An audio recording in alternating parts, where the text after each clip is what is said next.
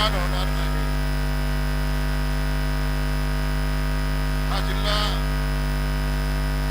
पुरोगामी विचाराचा जिल्हा आहे।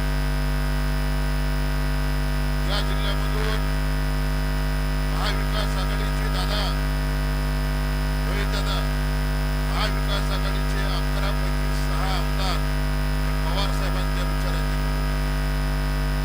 या जिल्ह्यातल्या 3 लोकसभा मतदारसंघापैकी तिन्हीच्या तिन्ही ठिकाणी पवार साहेबांना मानणारा हा सोलापूर जिल्हा तिन्ही आपले खासदार भारताच्या संसदेमध्ये निवडून। दादा, आज तुम्ही या पंढरपूरमध्ये अन्नत्याग उपोषणाला बसलात ते स्वतःसाठी शेतकऱ्यांसाठी। मला आठवते आम्ही लहान होतो, पवार साहेब वयाच्या 27व्या वर्षी महाराष्ट्राच्या विधानसभेत आमदार म्हणून 1967 साली गेले आणि साहेबांनी जे आंदोलन उभं केलं ते सांध्यात ते बांध्यापर्यंत असे अनेक आंदोलन नागपूरला साहेबांनी घडवली। असा हा शरद पवार साहेबांचा पक्ष महाराष्ट्रातच नव्हे तर भारताच्या इतिहासामध्ये, भारताच्या संसदेमध्ये गेली 65 वर्ष झालं कुठलीही एकही निवडणूक न हरणारा यंदा कोण असेल तर शरद पवार साहेब।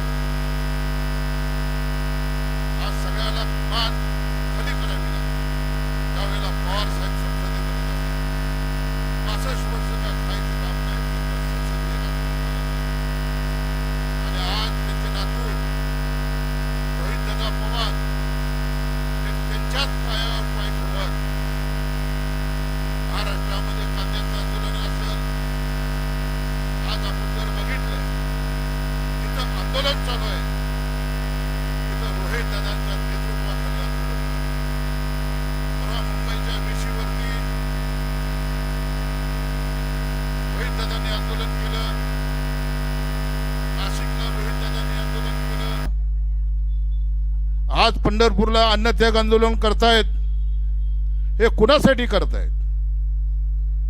ज्याला शेतीमधलं काही ज्ञान नाही ते राज्याचे प्रमुख झालेले आहेत आणि त्यांनी कर्जमाफी काढलेली आहे। जी फसवी कर्जमाफी आहे ती फसवी कर्जमाफी ही तुमच्या सगळ्यांच्या समोर रोहित दादांनी मांडली। म्हणून बांधवांनो,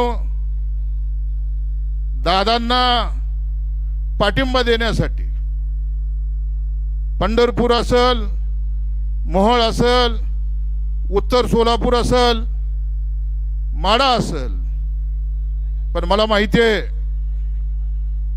की हा जिल्हा ह्या वयामध्ये सुद्धा पक्षामध्ये बंड झाल्यानंतर सुद्धा पवार साहेबांची एकच सभा टेंभुर्णीला झाली आणि या जिल्ह्यानं प्रचंड मोठ्या प्रमाणामध्ये शरद पवार साहेबांवर प्रेम केलं। संजय घाटणेकर इथं आहेत,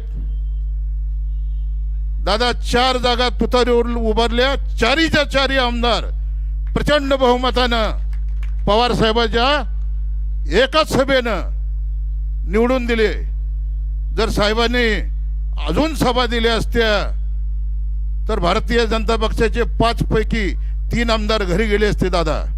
कारण या जिल्ह्यानं जेवढं तुमच्या पुणे जिल्ह्यानं पवार साहेबांवर प्रेम केलं नाही त्याच्या 10 पटीनं रोहित दादा हा सोलापूर जिल्हा हा पवार साहेबांवरती प्रेम करणारा जिल्हा आहे। साहेब मंत्रिमंडळात पहिल्यांदा मंत्री झाले त्यावेळी सोलापूर जिल्ह्याचे पालकमंत्री झाले, पुण्याचे पालकमंत्री नाही झाले, सोलापूर जिल्ह्याचे पालकमंत्री झाले। म्हणून बांधवांनो, हे आंदोलन अत्यंत उग्र रूपात आपल्याला करावं लागेल। बाबासाहेब आंबेडकरांच्या संविधानानं लोकशाही पद्धतीनं आंदोलन करण्याचा अधिकार आम्हाला दिलेला आहे। आंदोलन आमचं दडपण्याचं कुठलंही कारण नाही। प्रशासनाला सुद्धा इशारा देतो, आमच्या हातामध्ये बाबासाहेब आंबेडकरांचं संविधान आहे आणि संविधानाप्रमाणे रोहित दादा त्यांच्याबरोबर आम्ही या आंदोलनामध्ये, अन्नत्याग आंदोलनामध्ये सहभागी आहोत। चुकून सुद्धा गडबड करण्याचा प्रयत्न करू नका। नाही तर गाठ आमच्याशी आहे, एवढं लक्षात ठेवा. शेतकऱ्यांसाठी हे आंदोलन आहे, बळीराजासाठी हे आंदोलन आहे. भारत हा कृषी प्रधान देश आहे. भारत हा 70% शेतकरी हे भारतामध्ये शेतीवरती अवलंबून आहे. त्याच्यामुळे शेतकऱ्याला डवसायसाठी तुम्ही मागे लागू नका. लाईटीची प्रश्नामध्ये अभिजिताबा तुम्ही बोलला, बरोबर आहे. सरकारकडे लाईटच नाही. परळीचं औष्णिक केंद्र बंद पडलेलं आहे. कोयना धरणामधलं विद्युत प्रकल्प बंद पडलेला आहे आणि त्याच्यामुळे सरकारकडे लाईट नाही. पण सरकार हे मान्य करायला तयार नाही की आमच्याकडे लाईट नाही. म्हणून 8 तास, नंतर 6 तास, नंतर 4 तास, नंतर 2 तासावर आलेली आहे. या सोलापूर जिल्ह्यामध्ये 3 वेळेला दादा प्रचंड मोठ्या प्रमाणामध्ये पूर आला. माझा मोहोळ तालुक्यामध्ये तर 100 वर्षात पूर आला नाही असा पूर आला. गावाच्या गावं वाहून गेली. 40 ते 50 गावं पुराखाली गेलेली होती. आणि मी आमदार होऊन दादा 1 वर्ष झालं होतं. त्याच्यामुळं पुरामध्ये शेतकरी उद्ध्वस्त झालाय. अवकाळी पाऊस आला त्याच्यामध्ये शेतकरी उद्ध्वस्त झालाय. या राज्याचं विद्युत धोरण आपण दादा होता सभागृहामध्ये, या राज्याचे ऊर्जा मंत्री काय सांगत होते की महाराष्ट्र लखलखलाय. और कुठं लखलखलाय महाराष्ट्र? महाराष्ट्र तर अंधारामध्ये आहे. गावाच्या गावं अंधारात आहेत. इंग्रजांनी सुद्धा आमच्यावर एवढा जुलूम केला नव्हता. एवढा जुलूम हे सरकार आज गावागावावर ग्रामीण भागावर करतंय. इंग्रजाच्या काळात लाईट मिळाली, पण या सरकारमध्ये आज काय अवस्था आहे याचा विचार तुम्हाला आम्हाला करावा लागेल. रात्रभर शेतीला विद्युत नाही, लाईट नाही, घरामध्ये लाईट नाही दादा. 6 ते रात्री 11 वाजता लाईट बंद. आमच्या आया बहिणीने कधी स्वयंपाक करायचा? शेतकऱ्यांनी कधी कडबा कुट्टी करायची? धारा कधी काढायच्या? लहान मुलांनी, पदवीधर पर्यंतचे शिक्षण घेणाऱ्या मुलांनी अभ्यास कसा करायचा? आमच्या मुलीने अभ्यास कसा करायचा? तर हे सरकार म्हणते आमच्या आया बहिणीला की अंधारात स्वयंपाक करा, अंधारात धारा काढा, अंधारात डेअरीला दूध वाढा, अंधारात कंदील लावून अभ्यास करा. म्हणजे आपण कुठे गेलो? 1947 पारतंत्र्यामध्ये गेलो. ही परिस्थिती आहे. म्हणजे याही गोष्टीचा विचार शेतकऱ्यांनी केला पाहिजे. निवडणुका आल्यानंतर ना शेतकऱ्यासाठी लढणारे हे पवार परिवार साहेब देशाचे कृषी मंत्री होते. तुम्हाला आठवत असेल, सरसकट शेतकऱ्यांची कर्जमाफी साहेबांनी केली. कारण शेतीबद्दलचा जाण असणारा हा महाराष्ट्राचा जाणता राजा देशाच्या पार्लमेंटमध्ये, केंद्रीय मंत्रिमंडळामध्ये अन्न नागरी पुरवठा मंत्री होता. आणि मनमोहन सिंग साहेब अर्थतज्ञ या देशाचे प्रधानमंत्री होते. त्यांना पटवून सांगितलं की शेतकरी जर वाचला तर हे देश, हे राज्य वाचतील. आणि 70,000च्या आसपास कर्जमाफी त्यावेळेला साहेबांनी, हे जे आता रोहित दादा बोलले की हा निकष, तो निकष, तो निकष, तो निकष, कुठलाही निकष न लावता पवार साहेबांनी देशातल्या स्वातंत्र्यानंतरची पहिली कर्जमाफी, अत्यंत विक्रमी पद्धतीची कर्जमाफी या देशामध्ये लागू केली. आणि महाराष्ट्रामध्ये कित्येक शेतकऱ्यांना चांगले दिवस आले. म्हणून बांधवांनो, मी पंढरपूर, मोहोळ, उत्तर सोलापूर या 3 तालुक्याचा आमदार आहे. दादानं सांगितलं तुम्ही जिथं बसलात तिथंच माझा बाप टांगा चालवायचा, एक टांगेवाल्याचा मुलगा.